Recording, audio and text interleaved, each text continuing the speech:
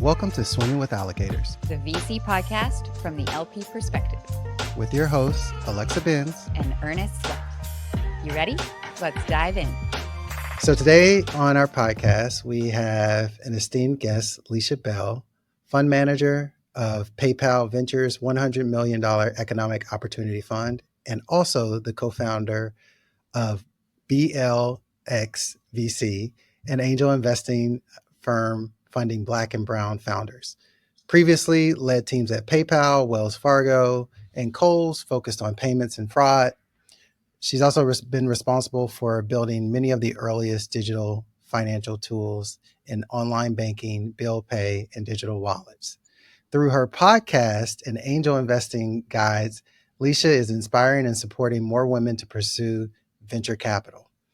Today, we're going to speak with Lisha about how GPs can welcome more diverse LPs to invest, best practices to setting up a corporate LP practice, and where she sees the biggest opportunities in fintech. So with that, thanks, Lisha, for being on. Hi, thanks for having me. I just feel like you're an expert on pretty much everything this podcast covers. So we're the GP side, the LP side. You have coached a lot of people at a lot of levels.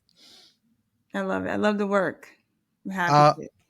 So I would love to start just like kind of the origin story of like how all these things flow together to becoming an allocator in venture capital world. Yeah. You know, I didn't know how all these things flowed together, honestly.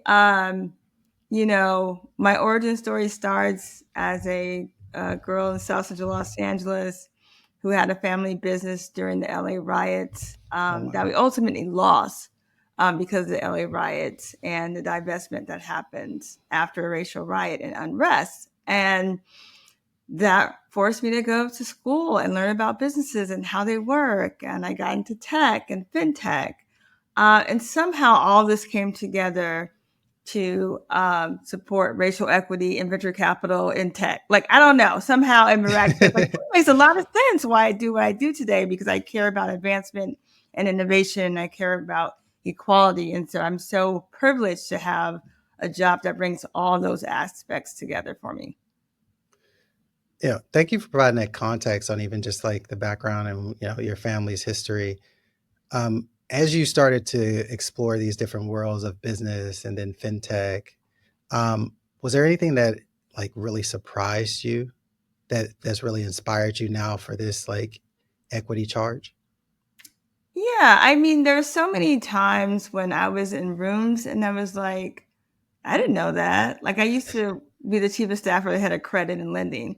And they're like, you really shouldn't revolve on your credit card, even though 80% of people do. And that's how we make our money. I was like, you're not. You're supposed to pay off the whole bill after 30 days. Like, that's the thing that people do. Like, I just had so many moments where I'm like, why didn't I know this? Why didn't anybody teach me about financial education and how to build wealth in a kind of healthy mindset kind of way? And then that took me into, when I got into like finance as a profession, you learn about systemic instruments that predict and redlining. And you're like, oh, this is why, right? So I think all of that is like inspiration to like disrupt what's broken in the systems. Mm-hmm. We pulled up some data on how many people are actually angel investing across demographics. And it seems like the numbers are getting better. University of New Hampshire Center for Venture Research showed women angels represent 46.7% of the angel market today. And that's up from 39% in 2022, 33% in 2021. The minority angels still account for 5.5% of the angel population.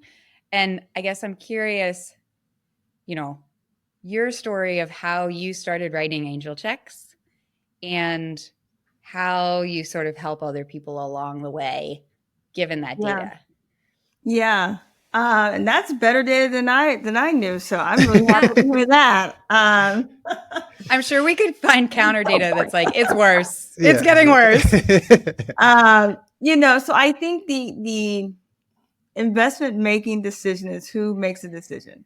And so in a lot of households, you have typically men making investment decisions who are making more money in the household.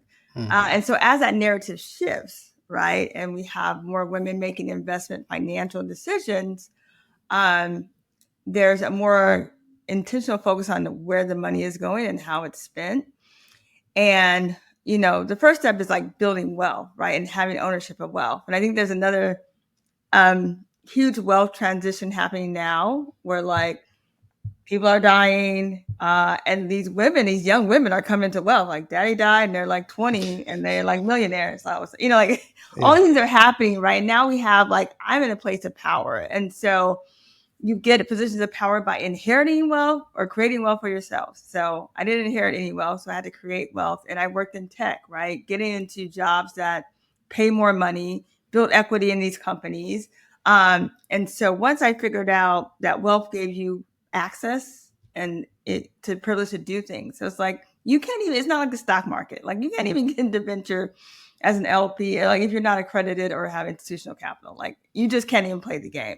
Yeah. And so I think allowing us to get in and play the game is so powerful. And like, because I worked in Silicon Valley my whole career, I always was exposed to it, but was never in it.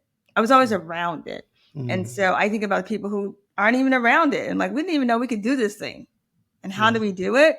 And every time it's like riding a bike is scared. But once I get someone into it, they'll eventually write another check. I mean, because they see how powerful it can be and how much they can learn and how fun it is. I think it's a fun hobby. I call it angel investing, but I think there's so much reward to it.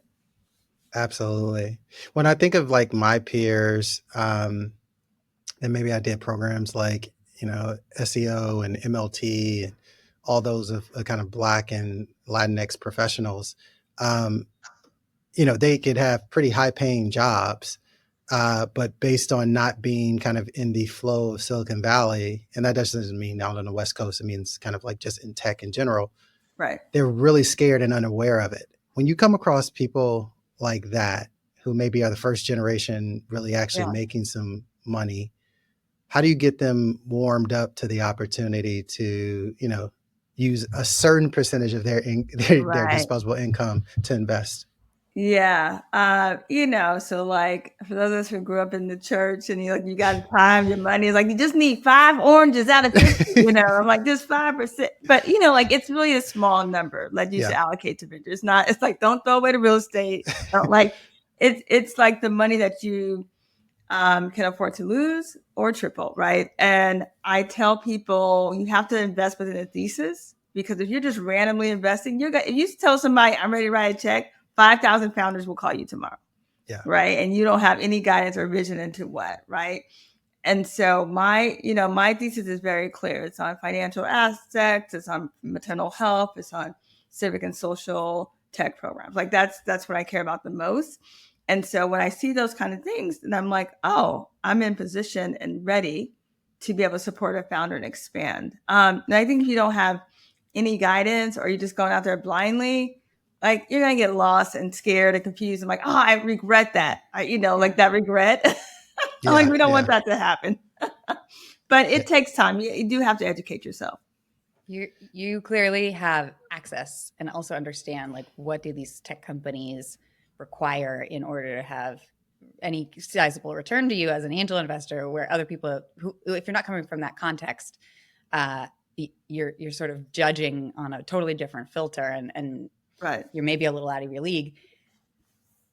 So angel investing feels like it has become much more accessible, much more popular. Could LP investing be sort of a stepping stone for some of these people who don't have the same access that you do? Your direct angel deals are going to be some of the absolute best sitting where you sit and knowing the technical teams that versus some other women that, we just run in our social circles. Right. And so just for your audience, I work at PayPal Ventures.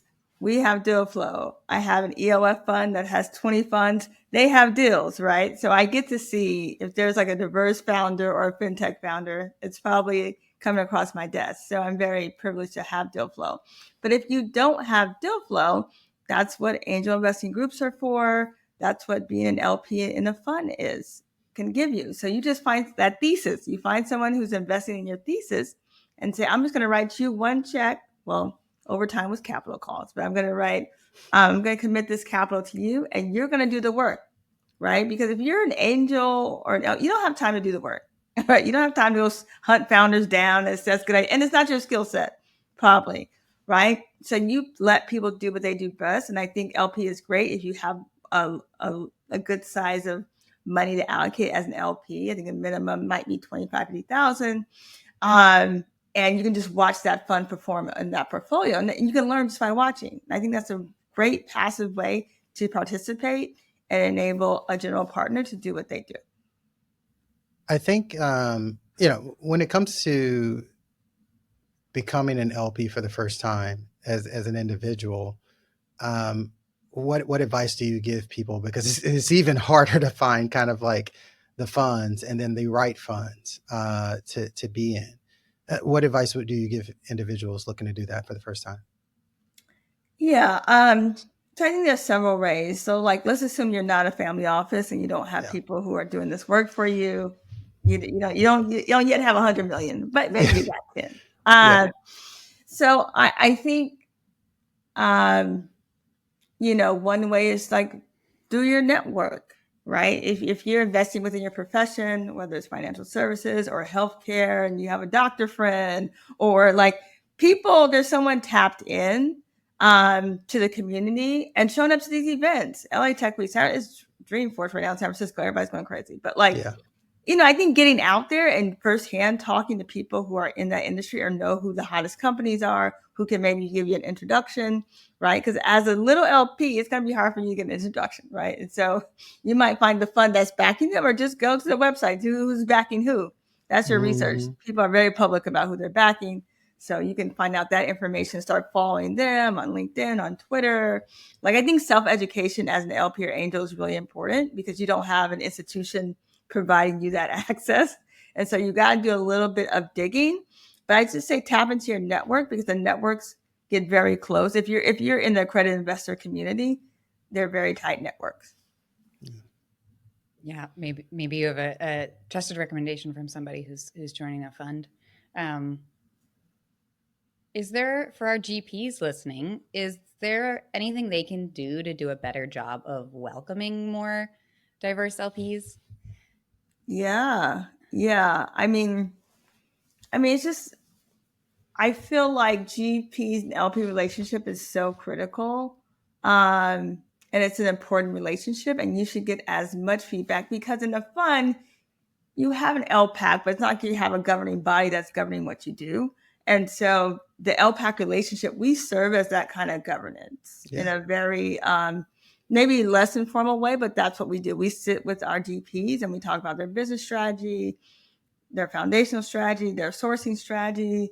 We give their advice on their companies. Like it's a free sounding, not free, we pay, but it's a sounding board and a relationship that can be very reciprocal. And so the more diverse you get in industry, profession, experiences, the more intel you get. So I think you should have as many different people as possible because you get that array of information and knowledge. I can, credit some of the first GPs that I invested in. It definitely took more time to explain to me what this opportunity was. I'm definitely an example of that sort of like opportunistic, you invest through your network. Right.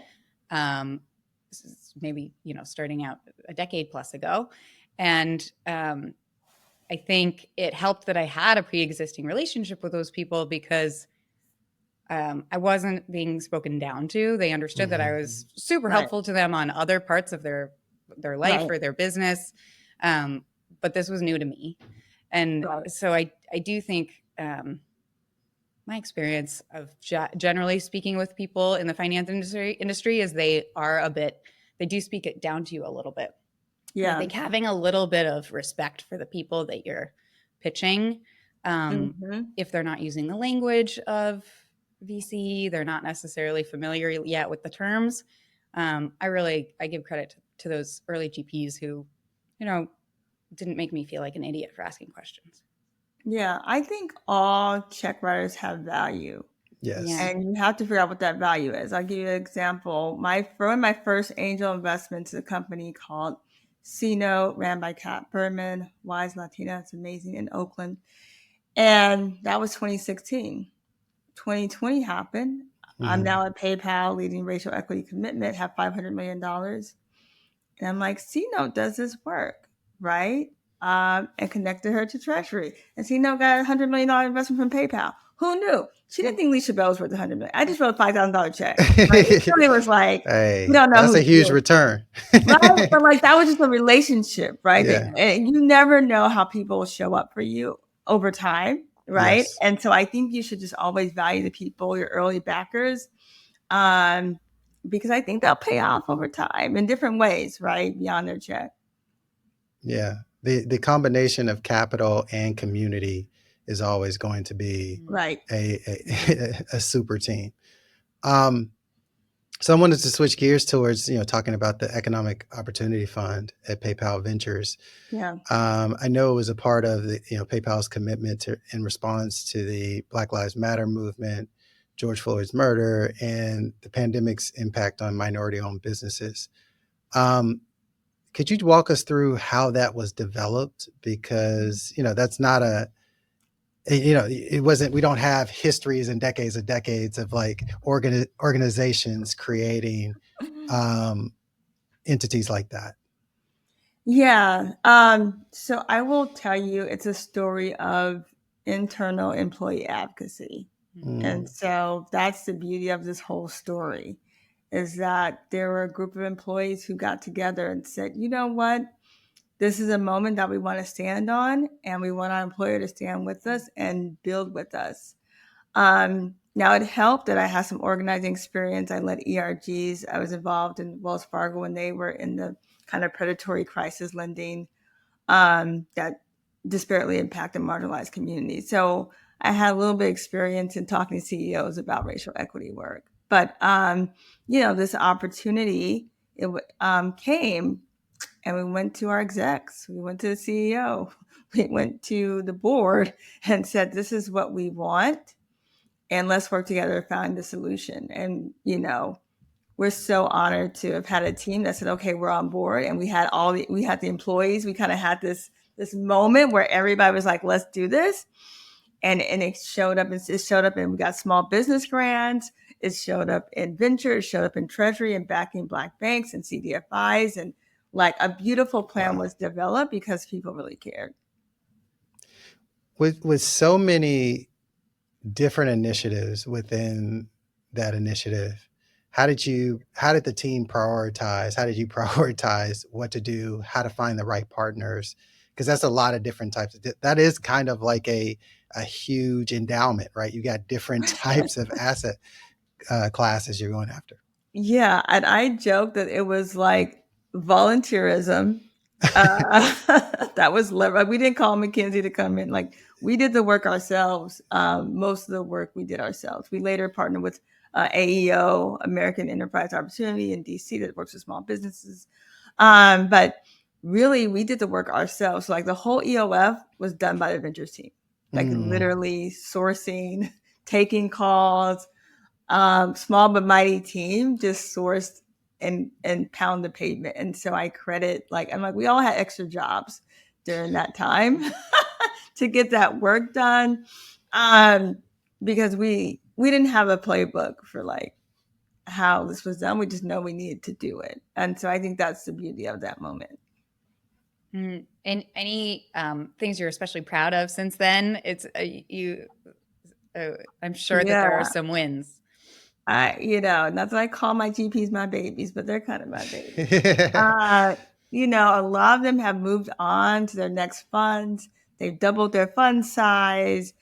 They've really validated the thesis of economic opportunity. And one fact that I'm super proud of is that our portfolio is over 80% diverse with women and people of color. And that more importantly, the people they employ are over 90%. So our funds are 90% people of color and women.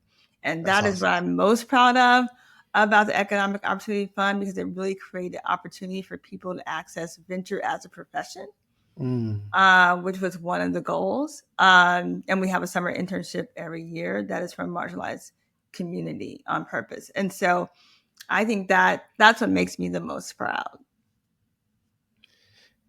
On the flip side of that, not even looking at it's not a negative side, but like for other organizations, let's say someone else is at another corporate, what are kind of the lessons learned that you would recommend for them to, create something that can stand on the shoulders of what you guys built, like something even better? Yeah, I mean, I would encourage, these corporations to put that treasury money to work. I mean, it's just sitting there, right? And you can make low risk, asset deposits. I mean, there's all these things that you can do deciding where you want to play, right? Or you allocate to venture and maybe invest in funds that are in your area, in your arena, in fintech or in CPG, and you can have learnings, or have access to a community that you may not have had access to. I think it can be mutually beneficial for all parties involved and provide just different perspective. So I think, our EOFs, they provide us a lot of value. We provide them value when a synergistic relationship together. And I think we're better off for having it. Now we're going to take a quick break to speak with our sponsor. And on the show today, we have industry expert and sponsor, Brahm Rickey, founder and CEO of Adoro Advisors, which leverages best-in-class technology powered by the industry's top professionals to provide premier fund accounting services. Thank you, Brahm, for partnering on the show. Thanks so much for having me today. Cool. Glad to have you. So I wanted to start first, before your current role, you spent some time as a CFO at True Ventures. Could you start off by telling us how that experience and others in the past have led you to start Adoro Advisors? Sure. So kind of rolling back a little bit of the kind of the origination of my time at True Ventures, really started with them at their infancy. So, and I say that because I always kind of had the entrepreneurial streak, let's say, and really saw the next trend emerging within the venture capital community in that time, which was around, very end of 2005, beginning of 2006, with what I like to call, or what a lot of people call the platform, the kind of the next generation platform VCs, right? Like the first rounds, Union Squares, et cetera, of the world. And really saw an opportunity to help build one of those from the very beginning. And so, took that leap in, kind of helping to build that organization from day one effectively. And I think that experience of building that really helped me, number one, see my capabilities in terms of entrepreneurial, endeavors, if you will, but then also really the capabilities in helping to build a firm from scratch and leveraging that experience and that knowledge and that, exposure into helping a multitude of firms, do something very similar, maybe not on such a large scale, right? Because there are different paths that everybody wants to take. But I think that leveraging that experience has been helpful. Can you give us an overview of what Adoro does and the core services you offer to venture capital firms? Yeah, so we really provide kind of a full service fund administration platform, if you will, for those mainly in the venture capital community. We also work with those in the private equity and fund of fund realm as well, but really kind of predominantly in the venture capital world. And what I mean by full service is really is a full suite, both from an operational standpoint, but then also, really kind of focused on the day-to-day, financial aspect of the fund administration component. With that kind of like change and shift in the market, you start to see more players come up, and some using tech enabled, some simply being another standard fund administrator. What do you think a new manager or new fund should consider when looking at these services, and what they should, what should be their criteria of how to make a decision? Yeah, I think finding the balance of, and this answer is, of course, somewhat self-serving because we do provide this, but I think finding the balance of, the best of both worlds is the way I put it. So the way that we term it is, we are a service-first organization. We always will be a service-first organization, but we're supported and augmented by, best-in-class technology. And so we think that we are quite unique in providing that combination of best of both worlds, best of technology, best of service. We are known for our service, and that's, by design. We very much want to be known for our service, but we also want to be known for, that being uniquely coupled with great technology as well. And not only creating great technology for the benefit of our clients, but creating great technology for the benefit of our team so that we can retain the best in the business. Service is team, service is people, right? And so, us having the best people is going to be reflective of our service and the quality of that.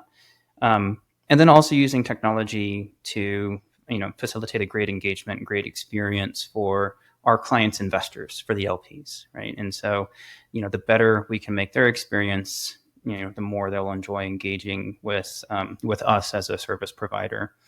And so, we really view the LPs as our customer's customer, if you will. And what are the biggest challenges you foresee for the next 10 years for VC funds when it comes to their operations? Yeah, when it comes to operations, I think, finding a group that can scale over time. And, you could find a group that suits your needs for today. But I think finding a group that can scale to what you envision your firm looking like in 5 or 10 years' time is quite important. If you look at some of our earliest clients that we signed back when I started this, Cowboy, lowercase, lower carbon, et cetera, they're still with us today. We've grown and scaled with them over time. And I think that's quite important, is to have that capability and ability to be able to do that.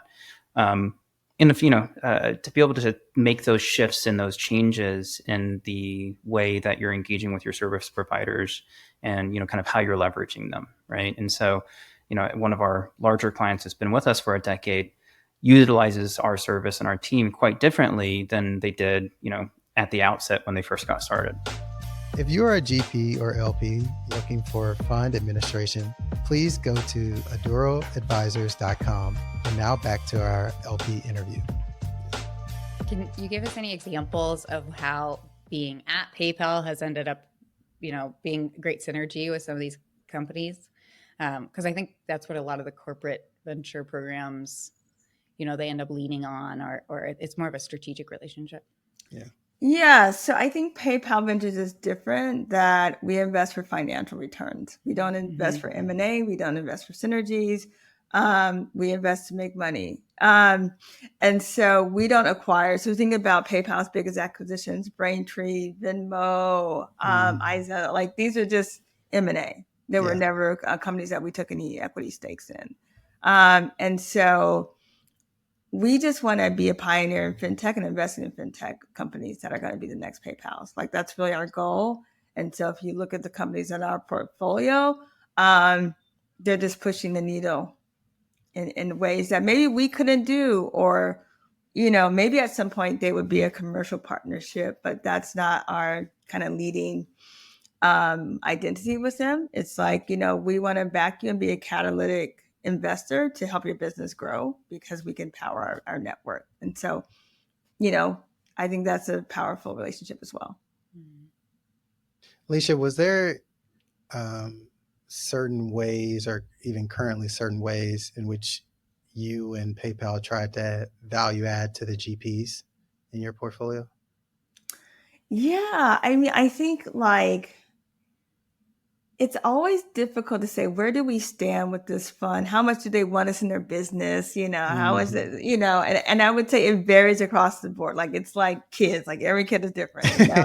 This one we talk to every week. This one never calls us. Right. Like, we don't force, but there's some that we have really synergistic relationships because they're in our same business, our same wheelhouse, and we can be really helpful. They refer their founders, and we'll talk to them and we'll give them feedback. Even if we're not going to invest, we can just say, hey, here's where we think your headwinds are, right? Or we like this part of your business. Like, we'll do that for the founders in our portfolio, just to have that relationship, and so that we can refer them to our friends and say, hey, this may not be for us, but we know somebody. So I think all that's super helpful for GPs that we have strong relationship with. And I tell GPs, you should over communicate to LPs. Like, I have, I get emails, I get text messages for some of my GPs. Like, Like, tell me what's going on, because I really care about your firm and what you're building. I mean, we're backing you for a reason. So I think you should always keep that door open. And a knee-jerk reaction we hear from some LPs is, oh, well, there aren't that many diverse GPs. Would love to, like, you've clearly been able to source fantastic talent. Right. And I hear that too. Like, how did you guys do it? It seems so hard. Now, granted, like, I am a Black woman. One of the gentlemen is a Latino male, and you have to have representation in your team, right? If you are like have no representation and you're in your bubble, you're like, I don't know anybody, I'm looking around, like, yes, it's going to be hard, right? Yeah. But they exist and they're everywhere. And there's so many more amazing organizations, Black VC, Somos VC, these amazing conferences. Latitude just had their conference, like, that bring together all these great leaders. I know Culture Shift, like, there's all these great organizations that, like, we are here and we are building and we need support in what we're building. And I don't think it's that hard. I honestly, and if you think it's hard, call me. Okay. And I will help you. Send me a note. If you say I can't find anybody, just give me a city. I will find you somebody. I'll expand my network to you. I was you're going to get a lot of emails. I feel the same way about female founders, and I'm like, I got binders full of women. Like, okay. What industry? Okay, Romney. What industry? All right. Where do you want a female founder? I'll send you. I'll serve them up. You're gonna be like Oprah. I'm always like, but do you know about this? Like, here's me. But do you know? Lisha, it seems from your background, you've kind of been studying all of this, both, as a student as well as a practitioner in business. What do you think the legacy of the earlier part of this decade with kind of the racial equity movement, what do you think how are we going to judge that legacy, specifically kind of in venture, like with all the interest, and then like, where do you think it's going to go? Yeah, I mean, we have seen a regression, right? And it's we set this precedent. It was a very strong precedent, and we wanted people to build on that, to add that momentum, to keep the work going. And so I think our legacy is that what I love about the Black Lives Matter movement is that it was really harmonious. It was everybody in. Like, this was not just Black people at PayPal. It was not. It was white people at PayPal. It was women. It was the Asian community, Latino. Like, every community got together and said, this is what we want to do and the kind of place we want to be. And I think as society, like, we can't keep backing the WeWork founder, like, for the fourth time, who's going to, like, we have to know that there's something different and there's ideas that are worthy to be funded and are disrupting things that we can't even dream of, because they're living experiences that are different. They are seeing markets that are different. Like, I don't think the future is world domination. It's like, what's your segment, what's your niche, and own that. And the world is brown. Like essentially to essentially have 98% of white men run an industry is silly, because it's just not representative. And I think, like, you can only be in denial for so long, and then it's going to be in your face, right? And, like, have a plan, like, have a strategy for it. Like, that's okay. Have an allocation. I said, just 5%. Like, just try it, test and learn, and build out your model and get comfortable with it, because it's coming and it's here. I'm also curious, we get pushback that's like, well, we will certainly consider people's race, but we don't want to lead with that. We don't want to lead with their gender as a deciding factor. Where do you see, sort of like, what strategy do you recommend for doing this in a way that works for everybody, that they're actually seeing returns and they're also not missing big opportunities? Right. I mean, I think you need a balanced portfolio, right? Different industries perform differently. Yeah. I mean, healthcare is not where it's at. A few years ago, beauty was where it's at. Now beauty, like, I mean, like, like venture is a betting industry, Mhm. right? And so if you think that one group is always going to outperform another group, like that will turn on its head. Like it just doesn't make sense. And I think that you do have to you have a portfolio. You're not betting on one Black person. Like, like not betting on, like, don't do those things are just like going to lead to dead ends. Like have a portfolio, invest in everybody. I'm not saying don't invest in everybody, right? And give everybody the opportunity and watch how they perform over time. Right. And maybe make some adjustments. Like this fund is backing marginalized people who don't have as much capital to scale as fast. Like that could be a real reality that you say, okay, I'm going to make that adjustment into the model, but are they still performing? And are they still doing what they need to do? And like you can watch that. That's a good thing about being an LP. You can watch. I have a portfolio of 800 companies that I get to watch and see and pick out the winners. Do that. Have a diverse portfolio and then pick out the winners and say, this is the one I'm going to double down on. Like, in venture, you make multiple bets. You don't reward people that don't perform. Like that's how the game works, right? Like I'm like, give people a chance, see how they do, right? And if it's good, yeah. Now, an industry that's near and dear to you, fintech, has kind of been out of favor. Although a couple conferences I've been recently, people are like getting fired up again about fintech again. So listen, I'll be at Money 2020 where everybody's gonna be fired up about fintech. Exactly. So it's coming back. But what do you think the lessons learned during this kind of cold period? And where do you think the real opportunities are going to be in these next 5 years? Yeah, whenever people ask me about like sexy fintech and what's hot and what's next, I'm like, we haven't solved these basic use cases around financial transactions and money movement. Like, as long as it's still hard for people to move money, whether they're unbanked and they can't move from this account to this account, or if they change geographies and regions and now they're paying heavy fees to move money and remittance. Like, all these are still problems that we have, even in America. Like I joke, I'm like, can't even move money between PayPal and Venmo. It's the same company. So frustrated about it. Like there's little things like this, right? Facts. Wait, keep me up at night. I think one day they're gonna fix that. But I'm like, fix the basic cases. Like, yes, let's use AI to power it and enable it. And I've heard some really exciting things about powerful decisioning, like give people the tools they need when they need it and make sure it is thoughtful about where they are in their financial journey. Don't offer me a credit card with fees if you know I can't afford a credit card with fees. Don't give me what I need when I need it. And I think can be super powerful in lending and underwriting and all these use cases, to provide more access and more opportunity and expand the pie for borrowers. Like, to me, that's really powerful. And I'm like, let's do those things. And, ways we look at credit, like all this is so interesting, like expanding the access, right? I think that to me is always something very important to me, is like, how do we expand more?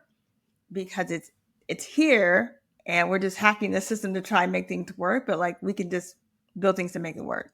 Like, let's focus on that. Yeah, I totally agree with you. I think, in particularly with automation coming in every industry, I think fintech is going to be critical, as well as other automation tools, because we're going to see an even faster digital divide, which is also going to like have a multiplier effect on the haves and have-nots of actual resources and capital. And so we need everybody to understand the tools to be able to utilize them, or they're going to be seriously left behind. Yeah. And I think there's something about adoption. So I launched one of the first NFC contactless cards. It was like 2011. And nobody would use it. Like literally. Right. Yeah. And it was available. I mean, it was starting to be really big. Europe was everybody had it over there. And like, not till COVID did people adopt. Right. So I think there has to be like this like adoption push, and having that patience to say, is this going to be, and like now nobody wants to touch cash. COVID happened. Everybody's like, don't want that. Right. And so I think about what adoption incentives do we need for people to really jump on? Like, even like with crypto, I'm like, what's the incentive, right? Like we need incentives to like want to do these things and appreciate that they are better. And I think that's the lag that we're trying to like push through in like fintech. Like, why am I doing this, right? And we have privacy, people don't want to share data. Like, we have all these things that we're trying to get through these hurdles, and make sure it's better and not harmful. Is there anything that you see on that adoption curve that's like about to get to a tipping point? I don't know. I just still feel bad for crypto. Like we have a crypto investor in PayPal Ventures, and I'm like, I hope it comes back for you. Like, I think it's gonna come back. Something's gonna come back. Yeah. Something's gonna come. I mean, after the fraud and yeah, you just gotta watch that. That's a part of the cycle. Yeah. Yeah, I think there's still like a powerful use case there, that if done right can be super powerful. So I want crypto to come back. You're involved in a lot of different things, as we mentioned in kind of the intro, but one thing I also love, I had to give you credit for, is your podcast name, SWV. So Sisters with Ventures. Love that. Could you tell us a little bit about what that is and who's the audience for that podcast? Yeah. So when I got into VC, like working in tech is very lonely as an industry if you're a woman of color. It's like just you, essentially, in product engineering roles. And so when I got exposed to angel investing, like, where's my tribe? Like, where are these people writing checks? Because you hear about the super angels and these rich, super wealthy individuals like Elon and them. But like, we're like regular people who are like working and raising kids and like, just like, I'm just going to write this $5,000 check to help your business. Like, those are the people that I really wanted to learn about. And so I spent my time hunting them down to get inspiration, because I was scared too to be an angel investor. I'm like, I'm really nervous, right? And so it was for my own therapeutic self of like learning other people's stories, seeing how they did it, and being inspired by what they do. So that was Sister Adventures. That's what it's all about, is that the people can find inspiration in their wealth journey, in their ability to back founders and know their value. I think you talked about that, Alexa. Like, you had value. Like, I think that's the thing. Like, you had value. It may not have been in this way or this way, but like, we all have value that we bring to these companies or these funds, and like honoring that you, who a professional who builds an amazing career, like, you have value in all these ways, and like, don't discount that. No, I think each episode you interview a different angel on her sort of career path. Is that right? Or her path to starting to make deals. Yes. Which I think is it's a big leap. I don't know that everybody can relate, but it's like, it seems like sometimes like writing a check to a political candidate or writing a check to a charity is something women can sort of do in their sleep. And I often see men kind of feel the same way about writing an angel check, that it has that level of sort of comfort, and, you don't overthink it. But I do think there's like a real leap if you're making your first tech investment or your first angel investment, if it's something you just haven't been exposed to before. Yeah, ditto. Yeah, you can just I can use that money for something, especially if you got families and stuff. Yeah. Lisha, thanks you so much for being on the podcast. See you later, alligator. After Portfolio Tile, Investing with a Smile.